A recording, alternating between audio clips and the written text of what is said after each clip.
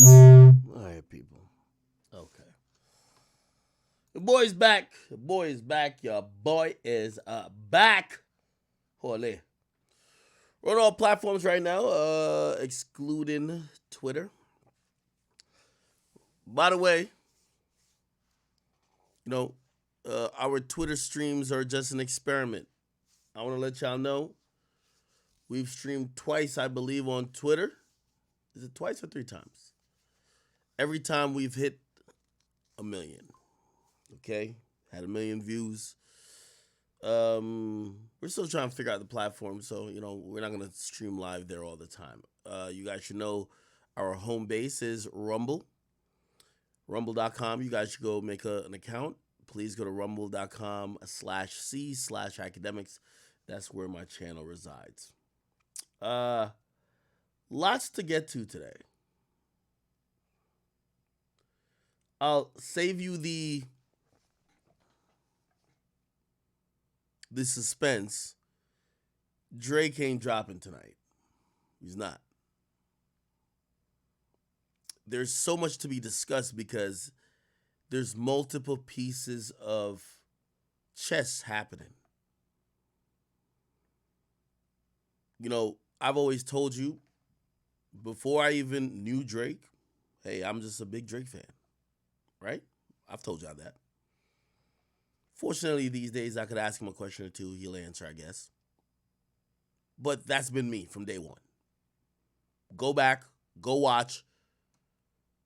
I've been covering hip hop for damn near 15 years. Drake's been my favorite since day one. I didn't change teams. I'm not a bandwagoner. That's what it is.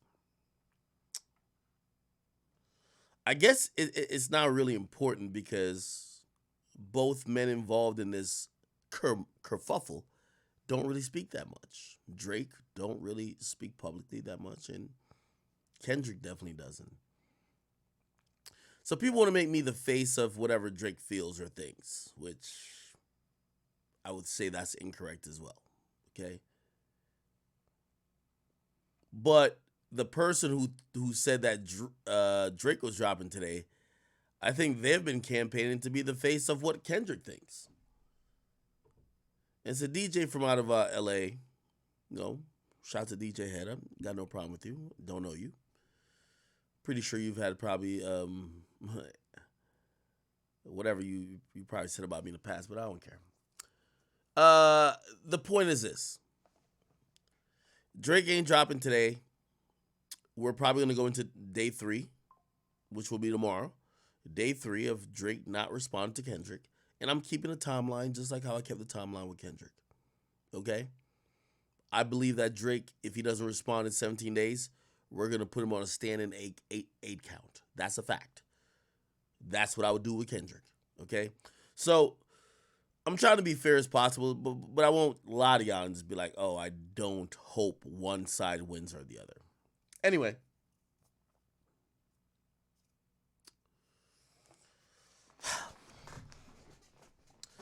I've been sitting back and taking in everybody's opinions about what is going on. Who's the victor so far? Who's up? Unanimously, I haven't heard anyone say, whether on either side, that Drake delivered a knockout punch, nor did they unanimously say that Kendrick did that either. So this is an ongoing battle. I'll tell you where I stand on the battle, and you can tell me where you stand. I think it's a very close competition. Depending on what you like, depending on who you're pulling for, depending on what style you like, you might have Drake or Kendrick winning this first round. I've scored it 10-9 Drake. Push-Ups versus Euphoria. Euphoria is a stellar track. Don't let anything I'm saying make you feel like it's not. It's an amazing track. Criticisms about the track? Well, it's repeating a bunch of shit that a bunch of other people have said. And we don't think this beef is going to be decided by just repeating talking points. You're either going to have to showcase a high level of rapping, or you're going to showcase that the person that you're going against, is a complete fraud, or you could expose something about them that no one knows. That's the point. So yeah, I have it very close, 10-9 Drake. But by the way, if you have it 10-9 Kendrick, I'm not mad at that either. Kendrick took an approach of, I'm gonna allude to every angle that I could get at you at. I particularly feel that why Kendrick did that is because he's doing what people thought Drake was doing with the possible AI release that people found out was push-ups later. They're like, oh no, well Drake was just trying to feel out the, like see if people liked it. That's why he leaked it first, which I've heard he didn't leak it. And actually, he only sent the real version around because he felt the leak sound horrible. Okay? So apparently he wasn't with the leak, but who cares about the truth when the lie's more entertaining, right?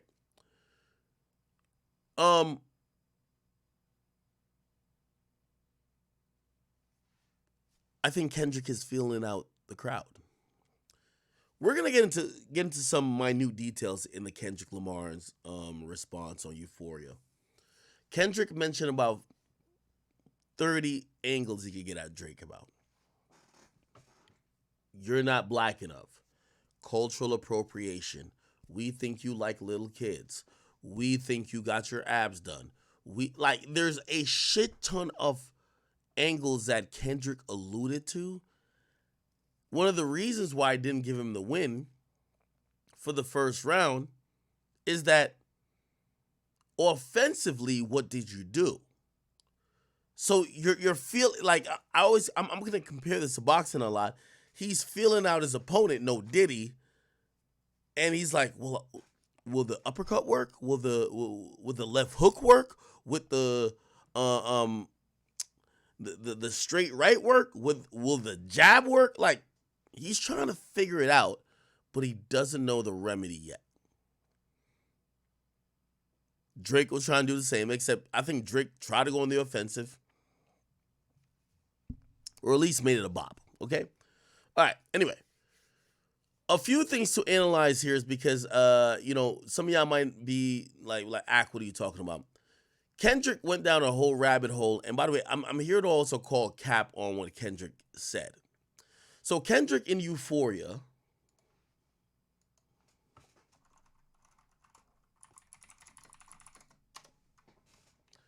he mentioned something, but he said, what he said?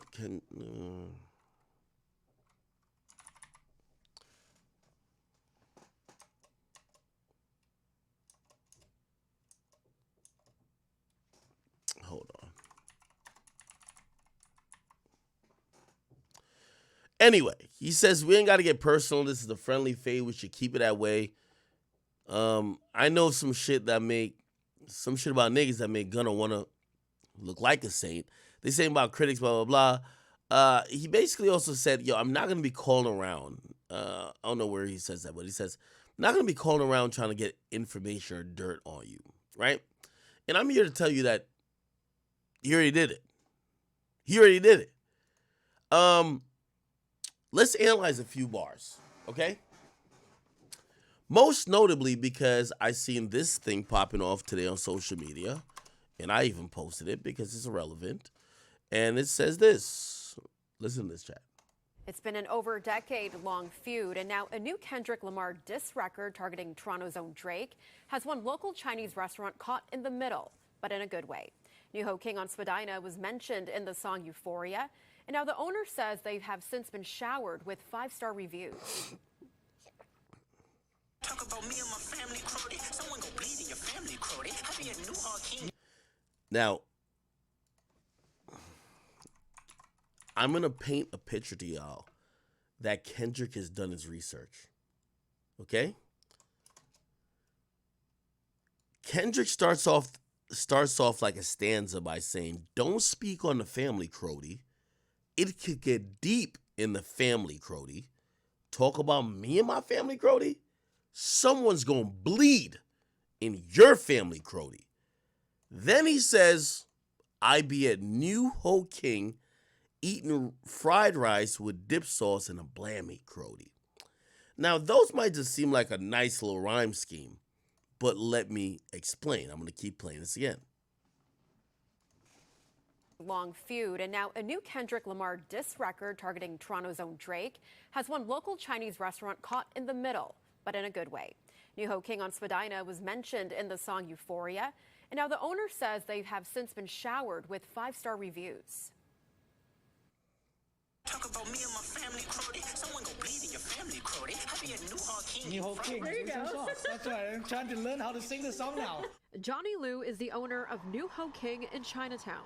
He says since last night, his phone has been blowing up with messages. This morning, a lot of people text me. He said, "Oh, look at that. That's your restaurant?" I said, "Yes."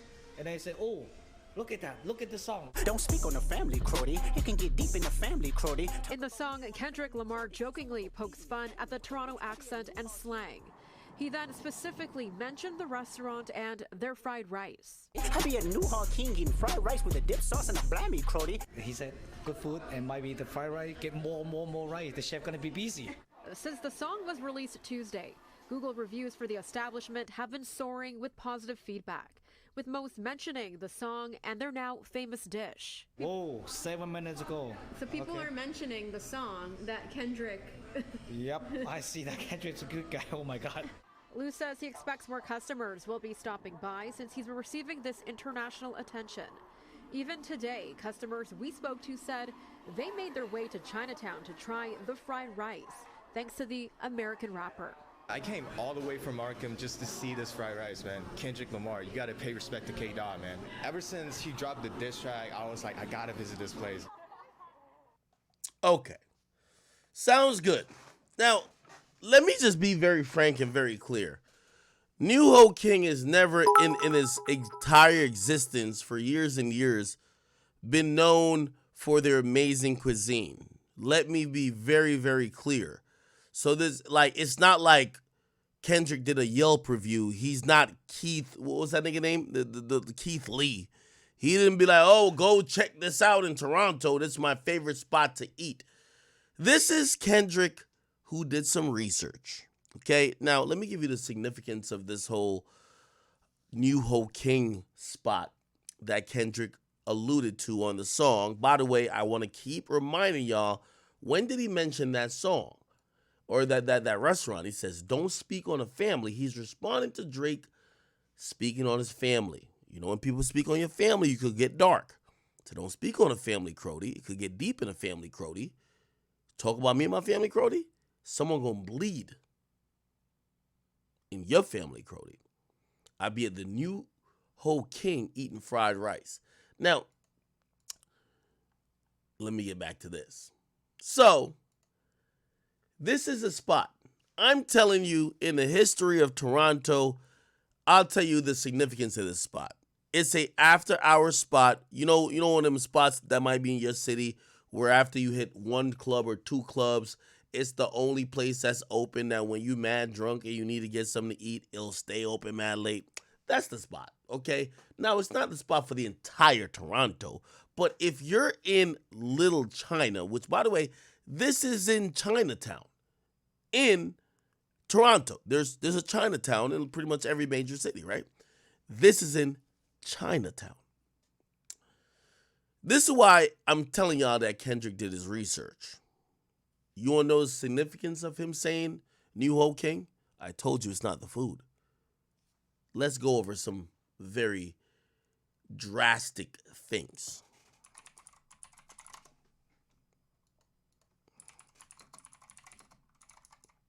Okay. So, and by the way, salute to this page because we played this last time, but this page is valuable information. Mind Soul 6. You guys are great.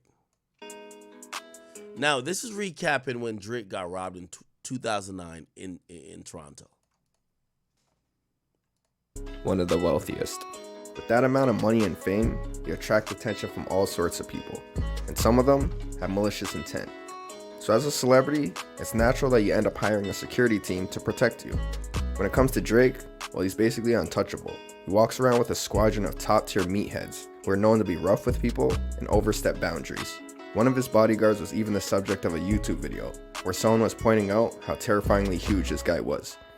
Now when Drake travels by car, it's with a convoy of black SUVs, filled with bodyguards dedicated enough to step into traffic and block cars so his entourage can merge. Basically these days, you won't catch Drake without a small army of defendants, especially in his home city. For added protection in Toronto, he's even connected with local gangs like Reps Up and G-Way Boys, giving him not only a sense of safety within the city, but also some type of street credibility. This made Drake more comfortable in Toronto, comfortable enough to build a luxurious mega mansion in Bridles Path. But this is the current Drake. He wasn't always the sheltered, established rapper that we see today. In the early years of Drake's career, he's what you would call green behind the ears, and he didn't think that private security was needed while in his home city. This was surprising, considering he made a comment to New York Times around then, telling a reporter that he felt unsafe in Toronto at all times. His inexperience as a celebrity would eventually lead him to being robbed, and I don't mean the multi-million-dollar jewelry heist of his tour bus in 2016. That happened in Phoenix. I'm talking about the armed robbery at gunpoint that went down over a decade ago, in the city which Drake calls home. This event occurred in the evening of May 31st, 2009. Then 23-year-old Drake was having dinner at a restaurant in Toronto's Little Italy. Okay. Now, this is very important because what people are now drawing from this Kendrick Lamar song is not true. New Ho King, that restaurant, is not where Drake got robbed at, allegedly. That is not the location, but it is close. This is why I'm telling you, Kendrick did his research. Kendrick hasn't spent enough time in Toronto or knowing some of these things that he could mention this without him having some research done. So let it play a little bit, and then I'm going to show you what's going on. Located at the corner of College and Beatrice Street. He was on a date with a woman who was Okay, before we get into that, I want to show you something. We're going to Google it. We're going to do it live. College and Beatrice Street, Toronto. You guys could Google this yourself. That's why I like to do it live. I don't have no special information. I just know how to put two and two together. Type that in. Hit enter. You're going to get something like this. That's the intersection. By the way, when Drake was robbed, let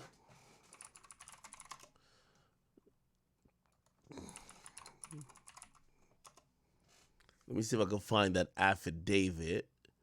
I'm going to find the affidavit real quick. We need the affidavit. The affidavit, that's where they mention the intersection of Beatrice and College Street. Okay, here we go. Okay. Okay. Now, this is for the charges, but if you read any website, like, look, Drake robbed 2009.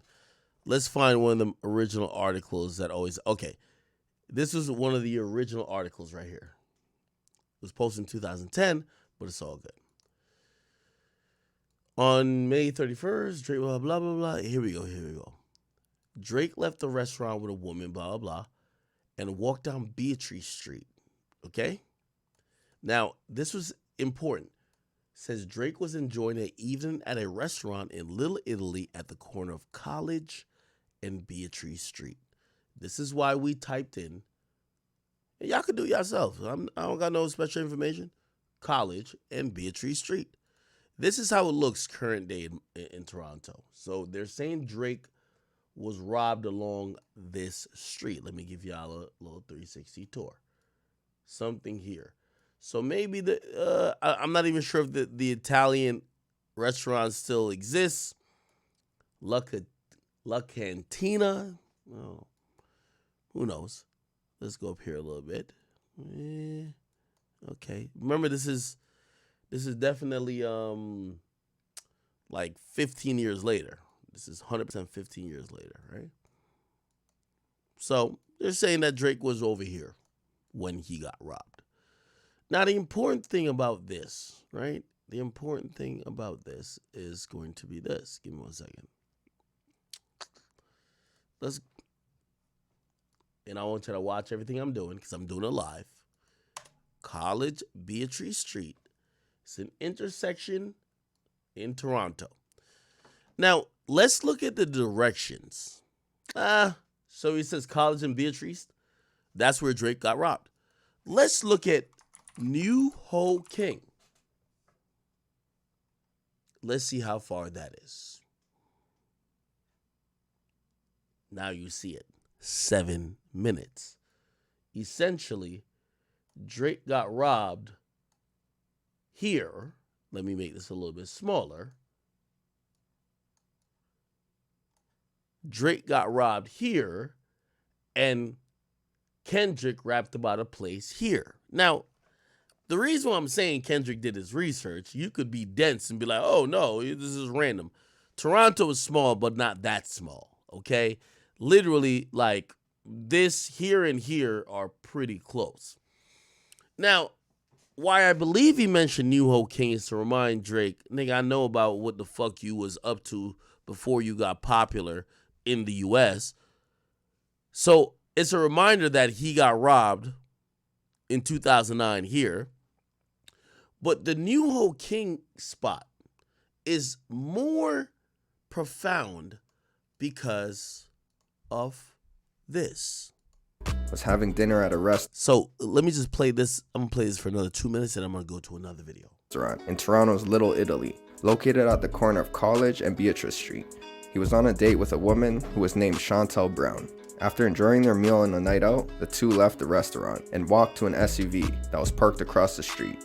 Drake got into his car, and moments later, two armed men suddenly approached the vehicle with guns drawn and started banging them on the window. Drake opened the door, and they then aimed their weapons at his face, demanding that he gave up his jewelry and anything else he had. Without much choices, Drake handed over his diamond gold chain, which rapper Lil Wayne had recently gifted to him, along with an expensive Audemars watch and $2,000 in US cash. The woman Chantel was sitting in the passenger seat at this point, but before the suspects could make their way to her, a man that was exiting the same restaurant, named Nicholas Carino, noticed the robbery and yelled at the gunman to get the F back. Apparently spooked, the two suspects quickly jumped into a nearby getaway car with the stolen goods. The car then sped southbound down Beatrice Street, but it wouldn't get too far. A short time later, the same car was stopped by police for driving the wrong way down a one-way street. Once stopped, two people jumped out of the vehicle and began running in an attempt to escape. One person still remained in the car, the driver, and he managed to speed off. After a brief foot chase with police, one of the running suspects was apprehended. The driver of the getaway car was eventually tracked down and also arrested, but the second suspect who escaped on foot was never caught and ultimately got away. The two who were caught, though, were identified as Paul Letatui and Socrates Cotterwell, ages unknown. They were both charged with armed robbery, conspiracy to commit armed robbery, 3 counts of pointing a firearm, and possession of stolen property. As far as the items that were robbed from Drake, the police managed to recover the chain, the watch, and about $1,330, but they never found the guns that were allegedly used in the crime, which ended up being detrimental to the case. Now this is when some controversy begins. It's claimed that Drake himself was the one who pressed charges on the men. Okay, so it goes into this whole thing, to be fair, that Drake gave a statement but later rescinded it, and they believe that Drake only rescinded it because he wanted, like, he knew he was going to be famous. So if you're telling, that would hurt your career. Anyway, it's not the interesting part of the story, okay? Because remember, we're trying to connect it to why did Kendrick mention New Ho King? Remember, I just gave you the map. Drake got robbed here, or walking like down the street, or maybe somewhere in the vicinity. Let's put a circle around here. Why is Kendrick rapping about a place that's here? Interested. I think he rapped about here to let Drake know, I know about you getting robbed, but that's light. This is why I believe he rapped about New Ho King. I'm gonna now introduce some things to you guys that you might not know. Do y'all remember what year Drake started referring to Toronto? You know, there was a time Drake never really, I won't say claimed that he was Canadian or whatever, but the pride wasn't there for a while. And then after a while, he started saying, I'm the six. I'm from the six, running through my six with my woes. I'm the six god. Do y'all remember that time? Hey, listen, we're having a conversation. I got to read the comments. Let me pull this bitch up.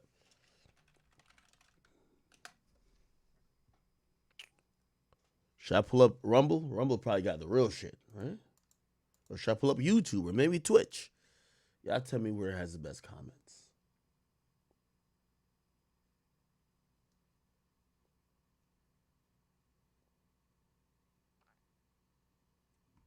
Okay.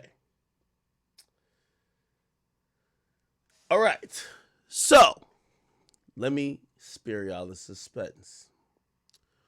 What ended up happening, and this is why New Ho King becomes a point of interest. No disrespect to the people going there. Their fried rice is not better than nobody else's fried rice. Okay? They don't got no pork rolls or whatever the fuck y'all be eating at these spots. That is really good. Kendrick did his research and his homework on Drake. Not only did Drake get robbed, probably about, look, we did the research. Look, 7 minutes away. When Drake started adopting this whole thing that Toronto was the six, and he started putting that on wax, there was a guy who, not too sure if he was maybe not with Drake calling Toronto the six, but he wanted to let it be known who he felt, according to him, was the realest in the six. Enter a rapper who's local to Toronto named Sizzlack. And he dropped a song called Realist in the Sixth. Now, I don't know if I can play the whole thing, but we're going to look at a few pieces of this video. And started rapping. You're going to notice really quickly what's going on. Heavily featured in the video. These niggas seen what you know. Heavily featured in this video. Heavily featured in this video. We the realest in Heavily featured in the video. And what is he saying? We the realest in the six. Enters the facility. Right? The realest in the six. In the six. He's seen pictured in the corner, smoking. That shit. Do hit. Now, to be fair, Sizzlack was someone who was beefing with multiple people. Now, some people believe this song was a diss song to Drake, but it wasn't only Drake. If you don't notice, this is a guy who's working a job because they're selling hats or whatever the fuck. He's having this guy throw down a gang symbol. You usually know the reference when somebody throws down a symbol to disrespect. He probably doesn't know what he's doing. The person who had him do it and recorded him is making a point. Anyway, I want to keep this short for y'all. To keep it short, what ended up happening is that Sizzlack, okay, died not too long after making this video. He passed away. He was actually murdered elsewhere, but like he passed away. This is important because this whole thing about New Ho King gets very deep. Now, let's see if we can find. Here we go. Now, New Ho King comes up again when you look up Sizzlack. Shout out to this guy right here. I don't know who he is.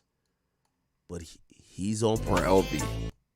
It's said that Sizzlack was some sort of revolutionary, starting a movement. IDS is a ruthless gang, but some members have found themselves on the other end of the gun as well. A popular rapper and fellow member Young Dubs, who Sizzlack had a track with, was shot and killed on a Brampton driveway in May of 2017. The killing seemingly also being tied to a gang feud. Let me But fast forward a bit. miraculously, in the end, he walked free of both murders.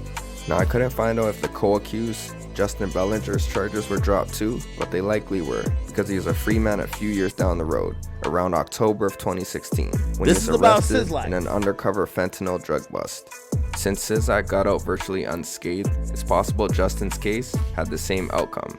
Regrettably, he found himself locked up again anyways. As for Sizzlack, beating the case only boosted his recognition in the city.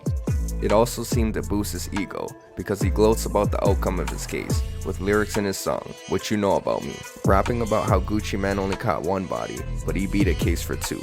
Sizzlack wasn't charged for the two murders, so technically he was innocent of the crime, but word of mouth seemed to say otherwise, and this hearsay only solidified his existing reputation in Rexdale. About a year later in 2010, he decided to create IDS. So fast forward a bit to 2012 now. It's been a few years since IDS was founded, and they've become an established gang. This is the year Sizzlack made his introduction to YouTube, hopping on the track IDS. He and other members of the gang musically started picking up traction. 2 years later, in 2014, he would release his single What You Know About Me, and do solid numbers. He remained silent for 2 years, before he would release his song with the most notoriety, Realist in the Six, which brings us to our next event in the timeline. Remember, On top of the general idea of the song, which is basically claiming he's the realest in the six amongst all others, there's more to it. Now this song turned out to be a diss track, aimed at a couple rival gangs. All throughout the video, members can be seen constantly pointing 3 fingers down, a clear diss to 3L, also known as the Driftwood Crips. Sizzlack even goes as far as making the clerk of a store do the gesture too. There are also a few more subtle shots in the video, such as Sizzlack constantly lighting up a cigarette, referring to smoking a pack or smoking an enemy. This is obviously a shot at not only 3L, but any fallen rivals to IDS. These mentioned disses aren't the only ones that seem to exist in this video. remember, New Ho King. In the beginning clips, Sizzlack enters a Chinese restaurant named New Ho King, located in the Spadina and College area. Remember, by the way, this video was made 3 years ago. Remember, that video was made 3 years ago. Remember when I started my stream, for anybody who on Rumble or on Twitch. Remember I played a song called Attachment. I couldn't believe it. Let's Attachments Presser lyrics. I just want to show you there's no coincidences in this shit. This is Attachment Presser. Y'all all know I love this song. I couldn't believe it. Soon as I bought my Cuban chain, she called me back.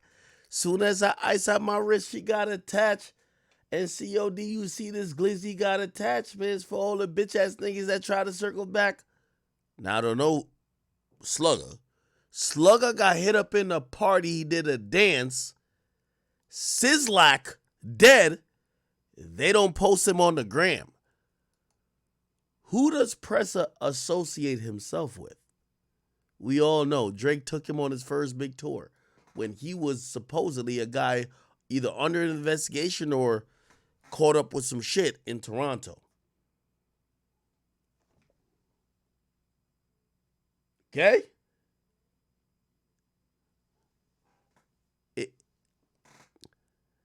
I'm spelling it out for y'all. I'm spelling it out for y'all. Y'all should, okay. Drake's man's Presser disses the guy Sizzlack in his most famous song. That guy, before he died, his last music video is in front of this one Chinese restaurant. With Crips. Sizzlack even goes as far as making the clerk of a store do the gesture too. There are also a few more subtle shots in the video, such as Sizzlack constantly lighting up a cigarette, referring to smoking a pack or smoking an enemy. This is obviously a shot at not only 3L, but any fallen rivals of IDS. These mentioned disses aren't the only ones that seem to exist in this video. In the This is how the hell does he know about New Ho King? beginning clips, Sizak enters a Chinese restaurant named New Ho King, located in the Spadina and College area. Underneath the surface, this restaurant may have some sort of connection with a Parkdale gang. This is also important. Underneath the surface, this restaurant may have some sort of connection with a Parkdale gang known as HOK, or Heart of a King gang. It's possible that Sizak simply being there was a jab at the gang. By Sizak smoking in the restaurant, as well as in the alleyway located behind it, he illustrates that he may not only be linked to a fallen HOK member, but that he's also pretty relaxed and comfortable on their turf.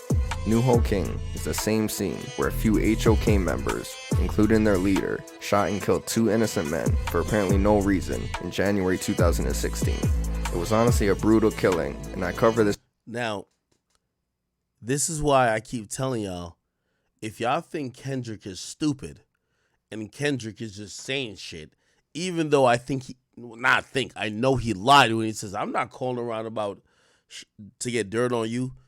Kendrick already did the research, people. Look, the place he named has no notoriety for food. What everybody in Toronto tell me, it's an after-hour spot. When everybody get drunk and all the clubs is done, you go there, you get something to eat. The food ain't the best, blah, blah, but it serves the purpose. It's the last spot open. What it's really known for? We just showed the Sizzlack thing.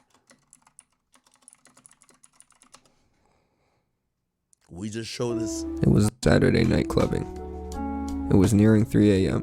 and the clubs were closing, so most people decided to call it a night, but some wanted to continue partying. That was the case for 3 friends, 31-year-old Stuart Douglas, 29-year-old Quentin Taylor, and 26-year-old David Emines. The trio roamed the streets of Kensington Market, looking for an after-hours party that they could get into. They made their way onto Spadina Avenue, where they saw a large group of men standing outside of a Chinese restaurant named New Ho King.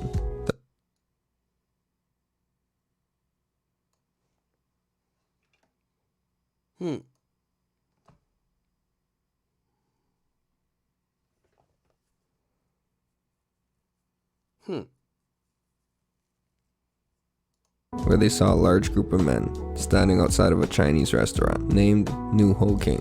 The pack of friends approached the group, seeking the directions to a local party. One of the friends, Stuart, asked one of the men for directions. Instead of getting a reply to the question, some type of altercation ensued between the 2 groups. One of the men ended up pulling out a gun and opened fire. Stuart was shot in his head at point blank range and fell. The shooter then targeted his friends, Quinn and David, and shot them both. The point I'm trying to tell y'all, and y'all can watch all these videos. New Ho King has been really responsible and known for violence and a lot of gang activity. Multiple people have been shot dead in front of it. It's only ever been mentioned in reports about it being the spot open late night and then niggas fucking shit up by committing violence. Just to let y'all know that. Multiple times before they even had a chance to run. Another suspect ended up firing at the duo as well, with upwards of 15 shots being fired. Chaos ensued as people in the... Okay. We don't need to keep doing too much. But when there's a part of the lyrics where he says, I'm not going to call around to, get some info on you. I'm telling you already that Kendrick has done his due diligence. He's already done the work. Okay?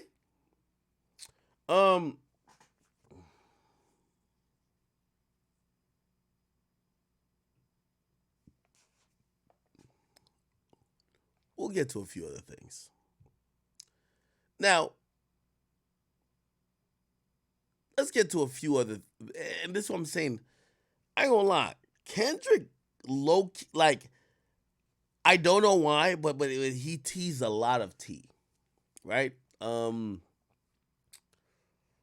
I now have good authority to say that allegedly Drake hit up Kendrick, and First Person Shooter should have been a song with Drake, Cole, and Kendrick. Now, if you think about this entire timeline and beef with that in mind, makes sense. So, First Person Shooter, Drake hit up Kendrick to say, hey, we got an open for you. It's me and Cole. Come holla at me. Do the song. Kendrick doesn't do the song. Then he hears the song, and the song is a bunch of niggas who's talking about me and you is a Spider-Man meme and blah, blah, blah, blah, blah. And he says, man, these bum-ass niggas who couldn't get a feature from me is now acting like they're number one and number two. Fuck both of them. That is what I am hearing.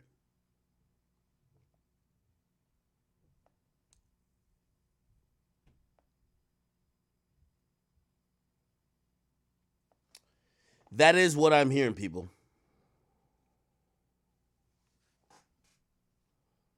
I'm hearing that First Person Shooter was a song intended to be with the big three. I'm hearing that verses were reworked because Kendrick did not respond to the feature request. I'm hearing, and by the way, none of this is from Drake. I have not asked Drake about this. So, I know some people now feel like I'm OVO spokesperson. I have not asked Drake about this, and to be honest, I would rather not ask him about it because I don't want to get on my speculation shit. You feel me? So leave Drake out of this. This is just me speculating based on what I've heard from very reputable sources that's connected to other people.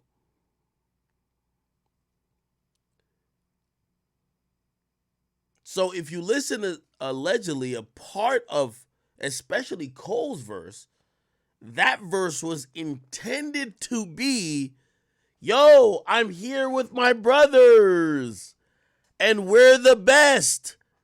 But I still feel I'm the best, but we're the best. We the big three like we started a league. It's just me, K-Dot, and Aubrey. What did he say on that?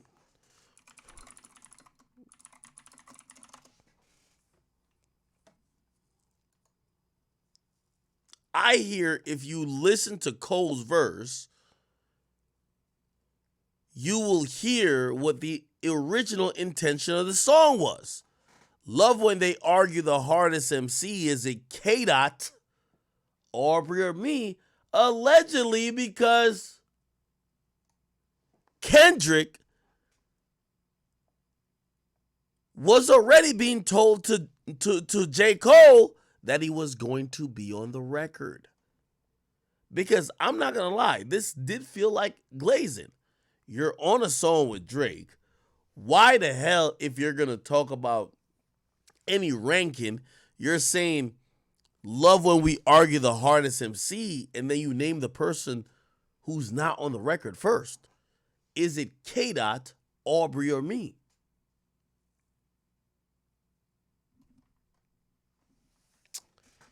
That's what I'm hearing. So this whole love when they argue the hardest MC, is the K-Dot, Aubrey, or me? Allegedly, Kendrick was intended to be on the song. From what I'm hearing, he might have said no. And then he hears the verses where niggas is basically saying,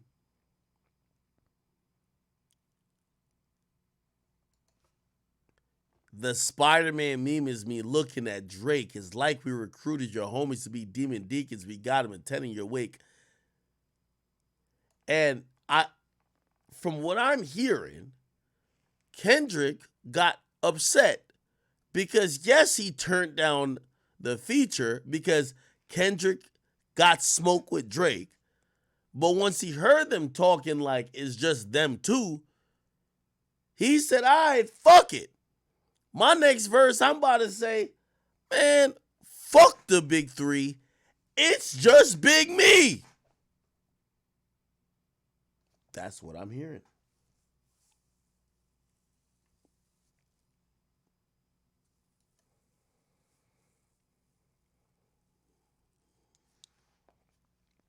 Yeah, Colin Aubrey. No, I'm a selfish nigga. The crown is heavy, huh? I pray they're my real friends. If not, I'm wind up be Melly. It's 3 goats left, and I seen 2 of them kissing and hugging on stage. Love him to death, and in 8 bars, I explained that phrase. Almost saying he fucks with them niggas, but he ain't with that shit.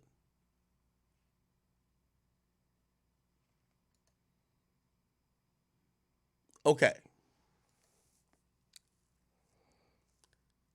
So now we kind of get this new whole king thing.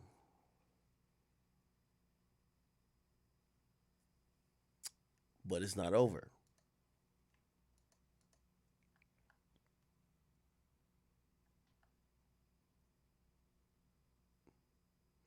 Now, we're going to get back to this where he says, fabricating stories on the family front because you heard Mr. Morale, a pathetic master manipulator. I can smell the tails on you now. He's basically saying that Drake is lying about anything that has to do with his wife. We're going to see if Drake tries to double down or if he just backs out of that. Okay.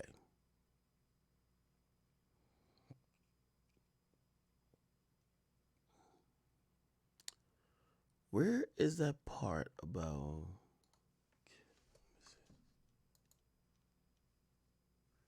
Okay. Here we go. All right. So now he also says, hey, have you ever played Have You Ever? Sorry. Have you ever played Have You Ever? That's that right? Have you ever played Have You Ever? Okay, nigga, let's play. Have you ever walked your enemy down with a poker face? Have you ever paid 500,000 to an open case? Now, what I realize he's talking about is the story of Drake paying off sexual assault.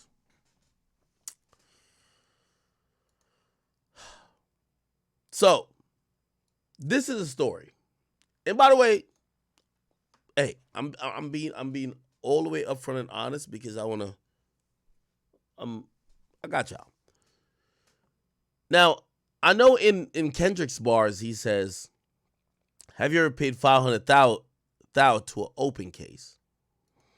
I know when you see this thing, it says he paid 350,000, but what ended up it being was that I don't know if they were overseas or whatever the case is, but you're gonna see it. You know, there was a lot of New Zealand blogs who posted that it was 500,000 because they were going by their currency.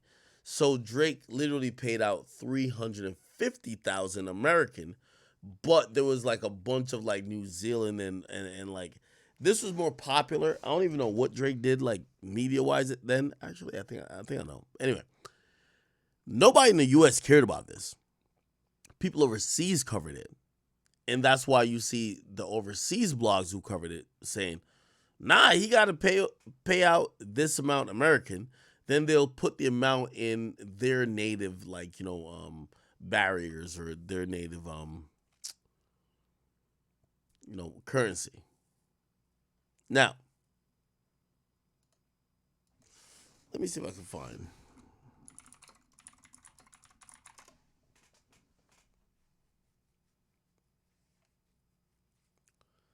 Let me see if I can find it. Because I'm going to have to explain everything to y'all.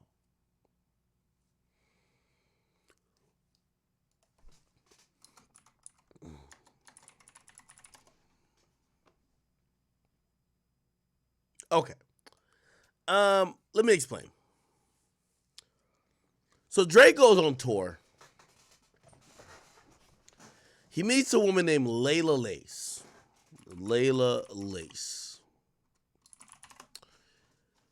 He apparently fucks her, and then after he cuts her off, she comes out and says, well, in reality, sex with you was not consensual. Okay? Now, let me put it into perspective. She's saying Drake had her like in another country or whatever, flew her out, and she didn't want to fuck him. There's some details of this, like, sexual encounter. Here we go.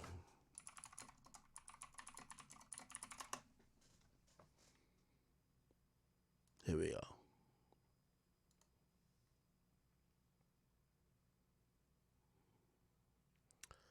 The person said that Drake forced him to perform oral sex and it wasn't ordinary. Says Drake was more into the fetish, where he measured a cup and demanded that she spit in a cup until he measured it. Afterwards, he dumped the spit on my face repeatedly, says he wants to see her face messy. Then she states that being in the incident happening in the UK, she had to file a police report over there. So she was saying that it wasn't consensual. The police basically cleared Drake. They said, yo, we have no proof that it wasn't consensual. We cannot take this to court. However,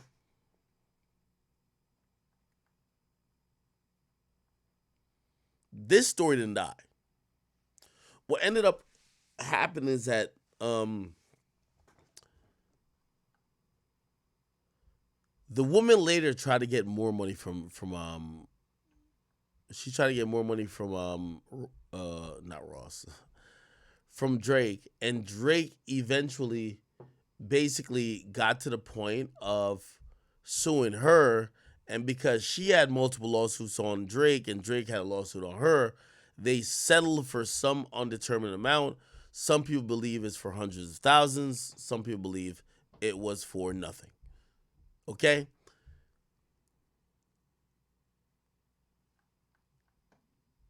So, let me see what I can find.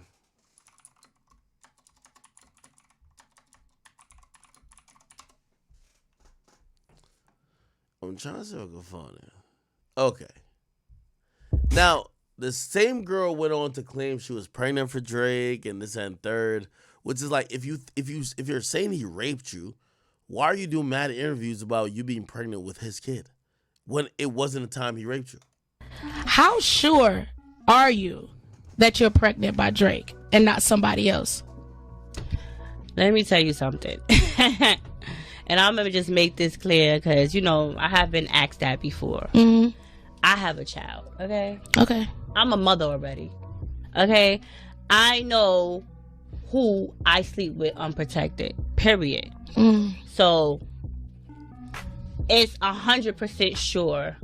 He knows it. So, at the end of the day, I'm going to just leave it as that, And when you approached him about it, because you told him you were pregnant. Right. What was his response to that information? He pretty much was just like, oh, what's wrong? And then I told him, and then he pretty much was like, I'm going to call you back. And the phone call was just... Okay. So the woman claims that Drake raped her by forcing her to give him head.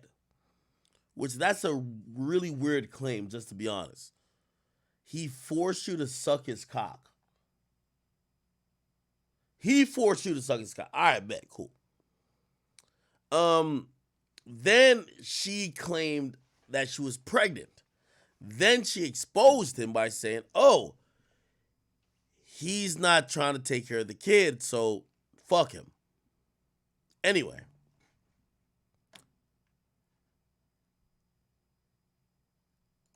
Let's go. Okay, guys, so get this. Drake and a woman who accused him of sexual assault earlier this year have settled their dispute. According to TMZ, Drake filed legal documents on Friday, November 30th, that state accuser Layla Lace is prohibited from making statements alleging or insinuating that Drake assaulted her. Lace made the initial claims in April 2017.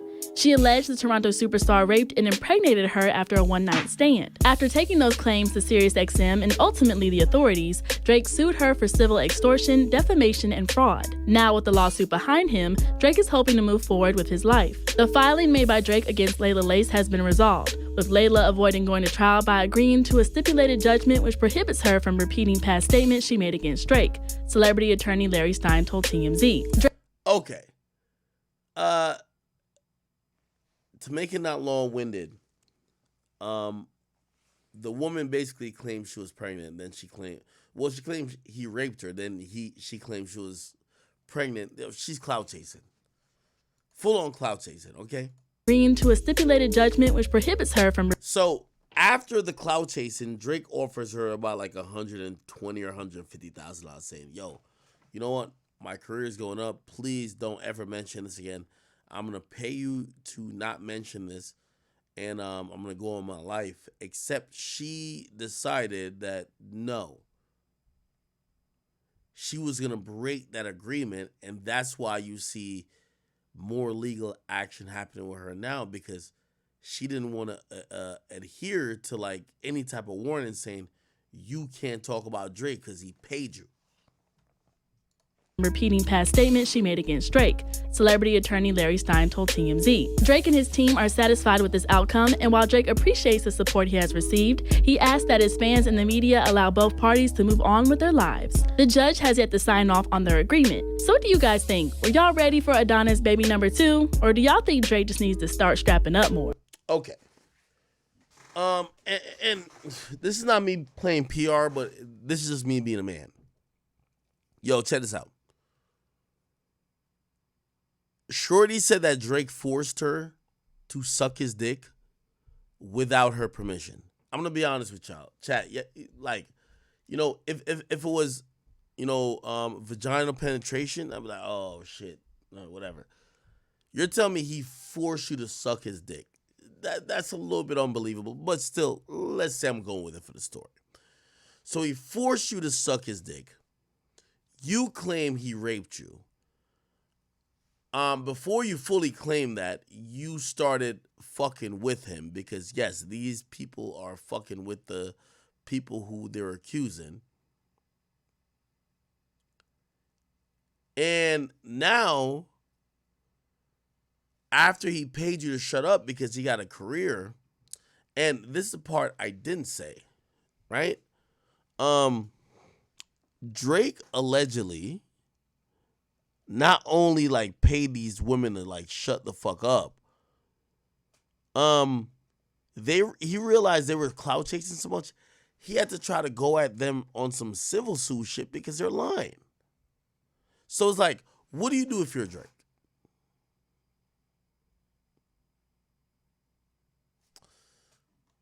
Let me play this again. Let us know your thoughts in the comment section below. Hit that subscribe. Okay. All right. How sure are you that you're pregnant?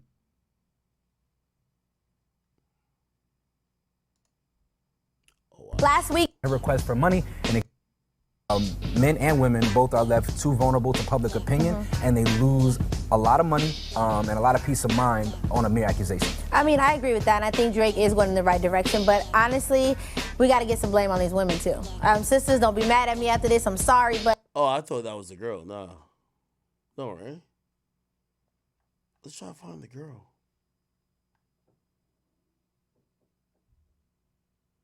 This was her. Basically, essentially, Drake had to sue her for lying on him and like trying to ruin his reputation.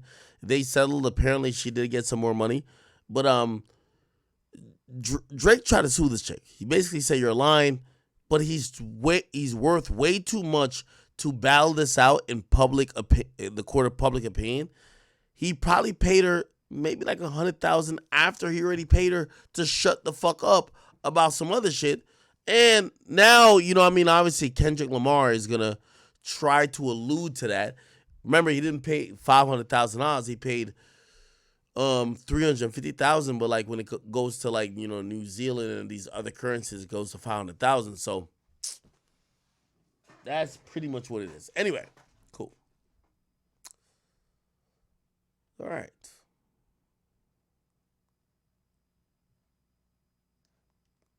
We kind of got it. All right. So, all right. So let's see what else that Kendrick. Man, this whole situation, I'm actually happy that this beef is happening, bro. You're learning so much on both sides. You feel me? The people who do content and stuff, they're eating so much off this, bro. Like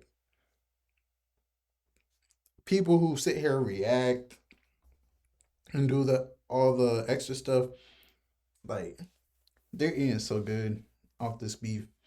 But man, Kendrick versus Drake. You feel me? I'm always team Ack, and we know Big Ack is team Drake. So you feel me? I'ma have a little bias towards Drake. But I gotta keep it a bean.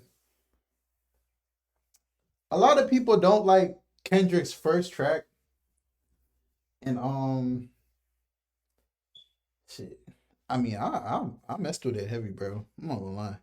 Like Push Us versus Euphoria, which one is like the immediate better one? Like if someone told me that they like Euphoria more than Push Ups, I'm not gonna sit there and argue with them. Like, you feel me? But if someone like sits there and says it's like so much better than Drake's is trash, come on, bro.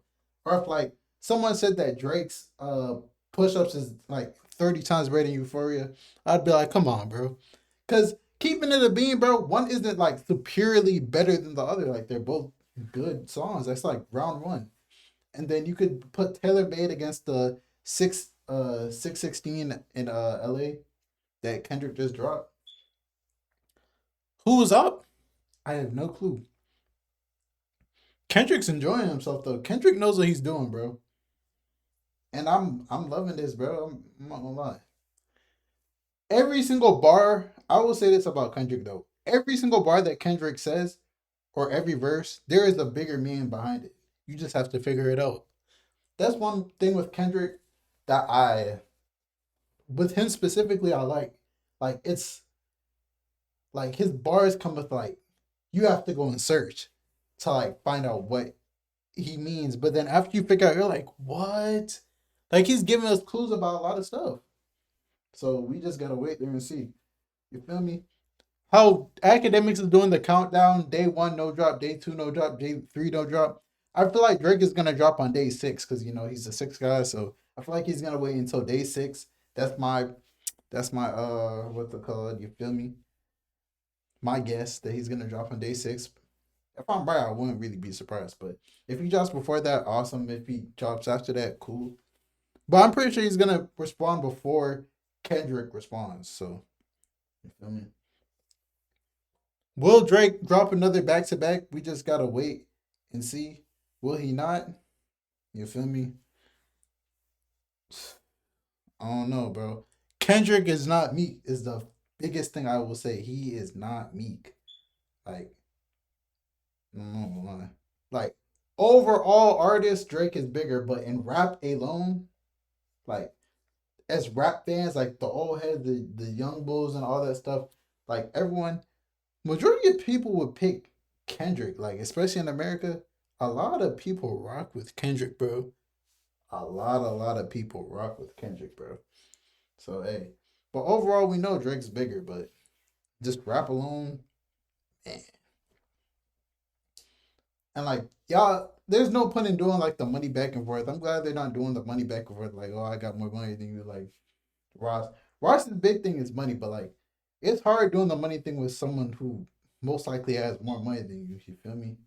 So, who do y'all think got more money, Rick Ross or Drake?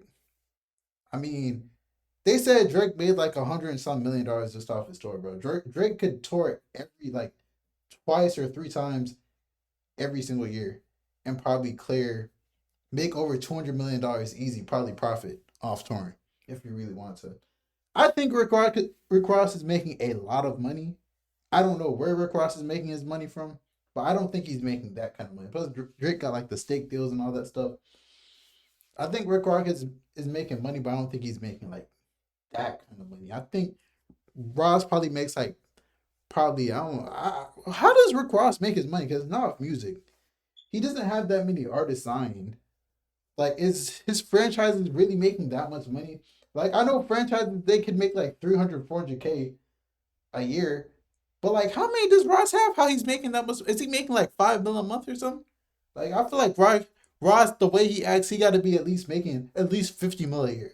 But I think Drake's making more than that. But I don't know. Who knows? I mean, man, Drake, go and look at how much money Drake is making off his tour. Drake's easy making like at least 100 mil for like the past however many years. But he signed his $500 million allegedly contract to plus touring, plus all his other deals. Man, Drake is probably a billionaire right now. Like in assets, probably not liquid, but in assets, he's probably a billionaire. Let's keep it a bean. But man, it's crazy, bro. I told you it gets crazy. But we just gotta wait and see how everything goes. You feel me? I'm a fan of hip hop. As I said before, I have a bias towards Drake, but I am a fan of hip hop. I'm enjoying this. If Kendrick drops a back-to-back esque song and he demolishes Drake, I'll keep it a bean. You demolish Drake. But until then, you feel me?